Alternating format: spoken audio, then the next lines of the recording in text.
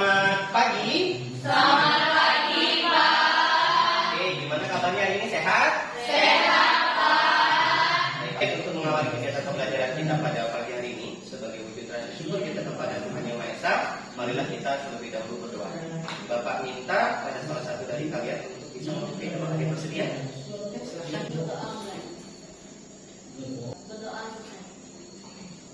kasih ya. Perhatikan buku-buku pelajarannya juga sudah siap di atas meja, kayaknya juga sudah rapi. Sudah siap ya untuk memulai kegiatan pembelajaran pada pagi hari ini? Siap, Pak. Bapak selalu mengingatkan kepada anak-anak sekalian agar nanti dalam kegiatan pembelajaran selalu berpartisipasi aktif, tidak perlu takut untuk mengungkapkan pendapat. Selalu menjaga ketertiban kelasnya agar dalam proses pembelajaran itu bisa berjalan dengan baik. Ya, kalau misalnya mengganggu teman, otomatis akan mengganggu jalannya pembelajaran. Ya. Hari ini ada yang tidak hadir? Banyak ya? Siapa aja? Salah satu orang sebutkan biar Bapak berharap untuk kita semua ya. Kalau misalnya ada keperluan, silakan tulis surat izin. Silakan kalian perhatikan, saya monitor ini ya. Jadi tahukah kalian aktivitas apa yang sedang dilakukan oleh orang tersebut? Silakan tulis. Donor darah. Pertanyaannya adalah untuk apakah darah yang didonorkan sendiri untuk apa? Bisa membantu menjawab. Untuk memberi orang yang membutuhkan darah. Nah, apakah semua orang bisa mendonorkan darah? Sebenarnya ada beberapa ketentuan ya. Jika orang mau mendonorkan darah, salah satunya adalah berat badan. Ya, berat badan minimal orang yang boleh mendonorkan darah itu adalah 50 kilo. Tidak memiliki riwayat darah rendah. Apa pentingnya darah bagi kehidupan? Ya, Berfungsi untuk mengangkut nutrisi. Oke, salah satu fungsi dari darah adalah untuk mengangkut nutrisi. Bagus sekali ya jawabannya. Silakan. Untuk menjaga tubuh kita dari serangan penyakit. Nah, menurut kalian, apakah darah tadi hanya tersusun atas sel darah merah atau ada yang lain? Tadi sudah ya. Oke, silakan, Novan. Ada sel darah putih, oke. Apalagi kira-kira, Novan? Ada keping darah trombosit. Jadi betul ya jawaban kalian semua bahwa darah tidak hanya tersusun atas sel darah merah saja. Ada plasma darah, ada sel darah merah, sel darah putih dan juga trombosit. Lalu apa yang akan kita lakukan pada pembelajaran hari ini? Kita akan melakukan kegiatan diskusi secara berkelompok. Jadi kalian akan Bapak minta untuk mengisi LKPD. Yang pertama adalah membuat model komponen penyusun darah. Kedua, ini berkaitan dengan mengidentifikasi karakteristik dan fungsi dari komponen darah. Nanti di akhir kegiatan diskusi Bapak akan minta kalian untuk mempresentasikan hasil diskusi kelompoknya. Setelah itu baru kita akan bermain games. Kelompok yang menjawab paling banyak betul maka akan Bapak berikan hadiah. Oke, sampai sini ada yang mau ditanyakan? Tidak. Oke, baik. Adapun tujuan pembelajaran pada pembelajaran kita hari ini antaranya adalah menjelaskan fungsi darah, kemudian menjelaskan karakteristik masing-masing komponen penyusun darah, menjelaskan fungsi masing-masing komponen penyusun darah, menganalisis proses pembekuan darah. Jadi kurang lebih ada 4 tujuan ini yang akan kita capai pada pembelajaran hari ini. Teknik penilaian. Nah, Bapak akan melakukan penilaian meliputi 3 aspek. Yang pertama aspek sikap, kemudian ada pengetahuan, dan terakhir adalah keterampilan. Apa manfaatnya? Mempelajari materi ini akan membantu kalian untuk memahami komponen penyusun darah beserta fungsinya. Sekarang silakan buku pelajarannya ditutup terlebih dahulu. Tidak ada yang terbuka di atas meja. Bapak akan memberikan soal pretest. Jangan lupa tulis namanya ya. Oke, baik, pastikan kalian mengerjakan secara mandiri.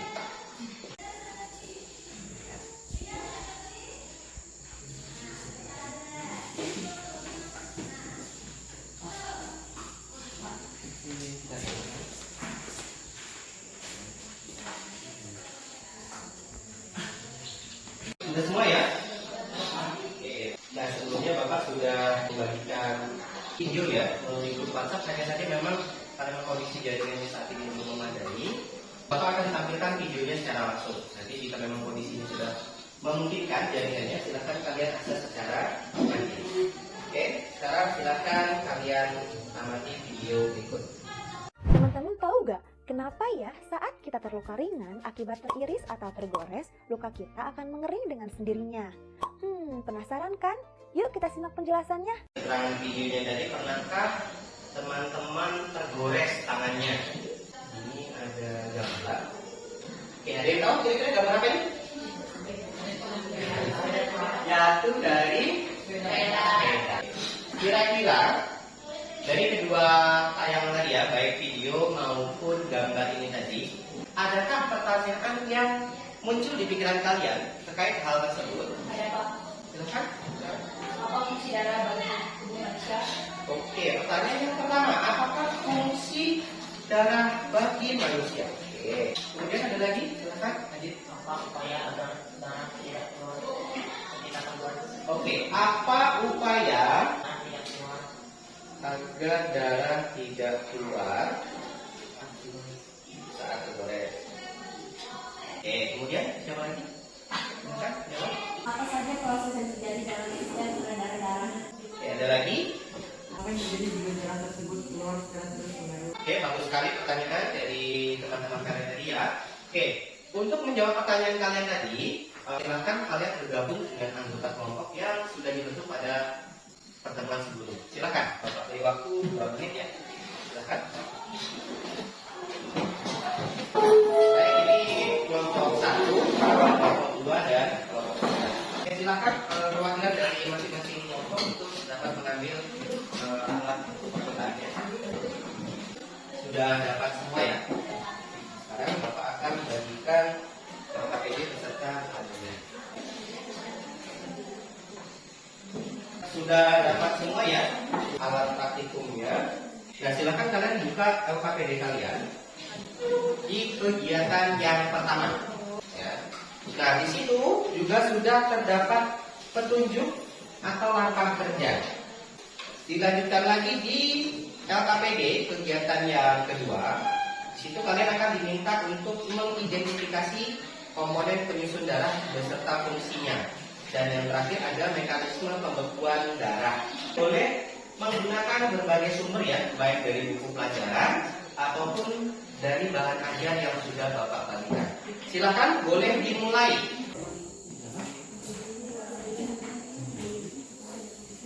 Waktu pengerjaannya 20 menit ya.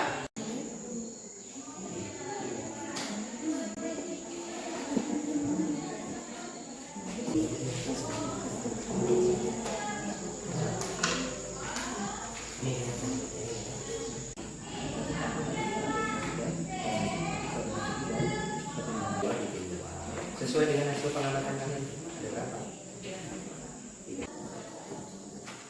Sudah semua? Oke, kalian. Baik, waktunya sudah habis. Sekarang waktunya kita untuk mempresentasikan ya, hasil diskusi dari kelompok ini tadi ya. Ada beberapa lapisan yang terbentuk pada campuran tersebut. Lapisan yang terbentuk yaitu menjadi 3 bagian terbentuk adalah lapisan yang terbentuk dalam tabel reaksi.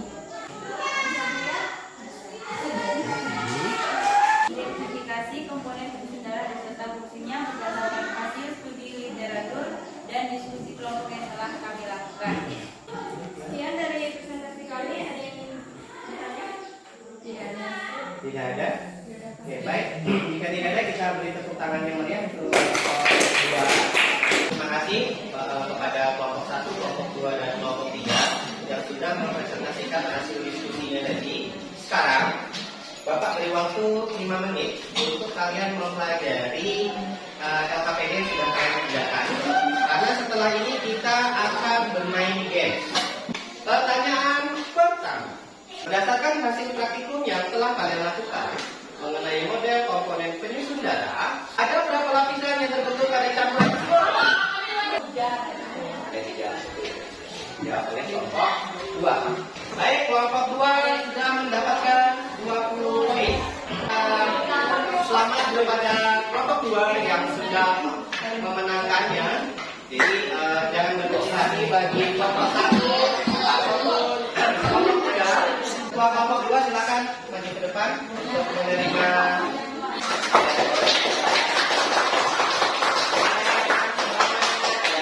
untuk jawaban-jawaban dari kalian tadi.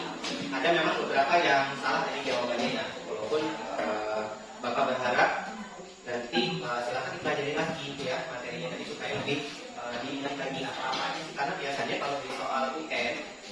selalu muncul ya. Beberapa kadang-kadang kalau di soal itu dia ada ciri-cirinya, tapi diminta untuk menunjukkan, atau kadang-kadang hanya ditujukan dalam bentuk gambar saja. Harus sekali cukup bersaing tadi, baik dari kelompok 1, kelompok 2 maupun kelompok 3. Kemudian apa yang dapat kita simpulkan dari pembelajaran yang sudah kita lakukan pada pembelajaran hari ini? Silakan. Kita dapat memahami komponen kendaraan beserta fungsinya. Oke, Rizky. Dapat mengetahui fungsi darah. Auri. Kita dapat menyimpulkan apa fungsi darah dari tubuh kita, apa saja sistem fungsi darah dan fungsinya.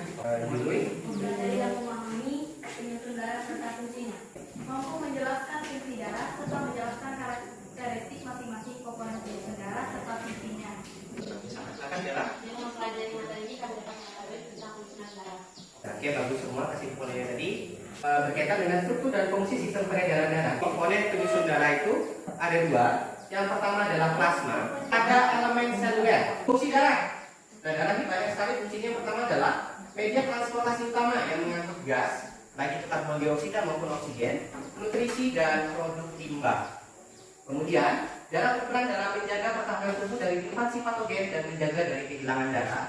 Yang ketiga, mengatur sistem fisiologi organ di dalam tubuh. Yang keempat, darah memiliki fungsi regulasi dan memainkan peran penting dalam homeostatis. Selanjutnya ada eritrosit. Eritrosit ini sel darah merah, di mana di dalam eritrosit ini mengandung hemoglobin. Sementara ada makhluk hidup lain yang ternyata darahnya tidak berwarna merah, tetapi berdarah biru. Kalau di krustasea, kelompok krustasea itu ada dia yang darahnya itu berwarna biru karena dia tidak mengandung hemoglobin, melainkan hemosianin. Apa warnanya? Ini bentuknya. Ya, kalau lihat di bawah mikroskop ya bentuk dari sel darah merah seperti ini. Dan kita lagi dengan leukosit atau sel darah putih. Nah, sel darah putih ini berbeda tadi ya. Mulai dari umurnya dia hanya sekitar 12 hari saja. Jumlahnya paling sedikit dibandingkan dengan komponen darah yang lain. Jadi hanya berkisar 6.000 sampai dengan 9.000 per milimeter kubik. Fungsinya adalah untuk membunuh kuman dan membentuk antibodi. Jadi intinya sebagai pertahanan tubuh itu adalah sel darah putih. Kemudian sel darah putih itu dibagi menjadi 5 jenis. Kemudian komponen darah yang terakhir adalah trombosit atau keping darah. Kemudian berperan dalam pembekuan darah. Ini tadi mekanisme pembekuan darah juga sudah kalian kerjakan tadi ya. Kemudian ini aglutinogen pada sel darah merah. Yang terakhir adalah transfusi darah. Seseorang yang bergolongan darah A, pendonornya yang boleh mendonorkan darah untuk golongan darah A itu hanya sesama A dan golongan darah O. Itu golongannya darah B. A boleh nggak? Nggak boleh. Yang boleh berarti B dan O. AB yang berhak mendonorkan siapa? Semuanya boleh. A, B, AB dan O. Makanya golongan darah AB itu disebut sebagai resipien universal. Yang terakhir golongan darah O yang bisa mendonorkan darah ke O siapa? O. Hanya golongan darah O saja. Ya. Kenapa Pak? Misalnya dia golongan darah O ditransfusi dengan golongan darah A. Apa yang terjadi? Darahnya menggumpal sehingga bisa menimbulkan kematian karena darahnya menggumpal. Sampai sini ada yang mau ditanyakan? Jika tidak ada, jadi tadi kita sudah banyak belajar tentang berbagai hal ya. Kira-kira apa yang telah kalian pelajari pada pembelajaran hari ini? Ada yang bisa membantu? Silakan. Plasma darah, sel darah merah, darah putih, sama keping darah. Berarti kita tadi sudah belajar tentang darah ya secara keseluruhan tadi, baik dari komponen-komponennya tadi ataupun berkaitan dengan fungsinya tadi apa saja ya. Oke.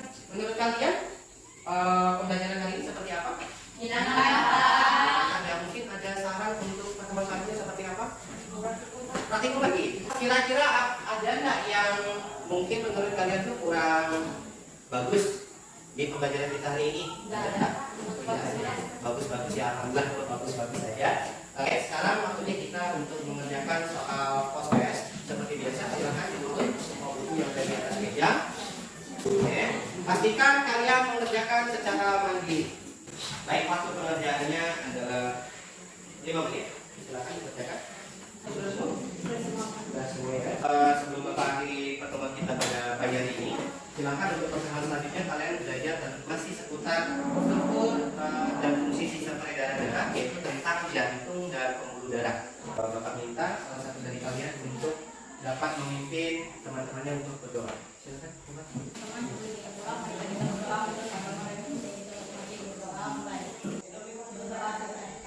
Oke, baik, terima kasih. Oke, Bapak akhiri pembelajaran kita pada pagi hari ini. Semoga apa yang Bapak sampaikan tadi bermanfaat. Mohon maaf apabila dalam penyampaian ada hal yang mungkin kurang berkenan. Bapak akhiri, selamat pagi.